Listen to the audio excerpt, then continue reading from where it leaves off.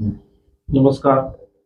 आता झालेला महाराष्ट्राचा 2026-27चा अर्थसंकल्प आणि त्या अर्थसंकल्पामध्ये अतिशय चांगले निर्णय हे मुख्यमंत्री आदरणीय फडणवीस साहेबांनी घेतले आणि तेच पत्रकार परिषद रत्नागिरी जिल्ह्याची आम्ही दोन्ही जिल्हाध्यक्ष मिळून घेतोय.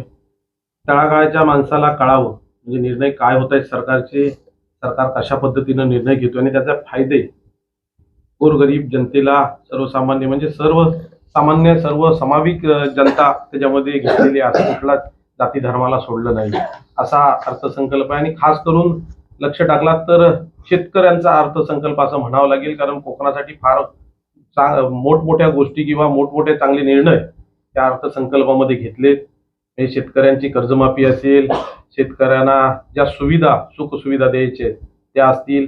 कालच झालेली तुम्हाला माहिती असेल, म्हणजे अजून अधिवेशन चालू आहे तरी सुद्धा बागायतदारांची काल एक फार मोठी मीटिंग झाली आणि इथले सर्वच नेते, आमदार, खासदार सर्व बसले होते आणि मुख्यमंत्र्यांनी हे सर्वांचं ऐकून घेतलं आणि शेवटच्या मला वाटतं दिवशी त्याचा निर्णय सुद्धा शेतकऱ्यांच्या, बागायतदारांच्या बाजूने, ह्या कोकणातल्या प्रत्येक माणसाच्या बाजून होईल एवढा तत्पर निर्णय घेणारे या महाराष्ट्राचे मुख्यमंत्री आहेत. आणि ते सर्व लोकांना, आपल्या कोकणातल्या आपल्या माणसाला कळावं, त्याच माध्यमातून आजची पत्रकार परिषद होती.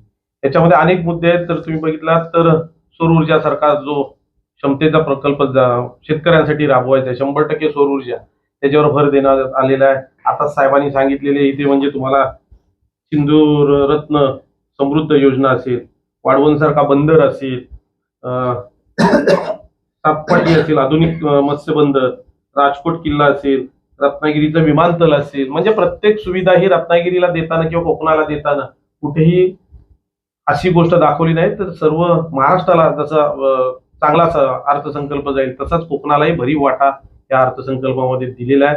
आणि ह्या अर्थसंकल्पामध्ये आम्ही सर्वजण म्हणजे पक्षाचे पदाधिकारी तर नक्कीच समाधानी आहोत, पण कोकणातला प्रत्येक नागरिक, प्रत्येक महिला, जे देवाभाऊ म्हणतात प्रत्येक महिला, ते खरोखर देवाभाऊनी सत्यात उतरण्याचा प्रयत्न केलाय.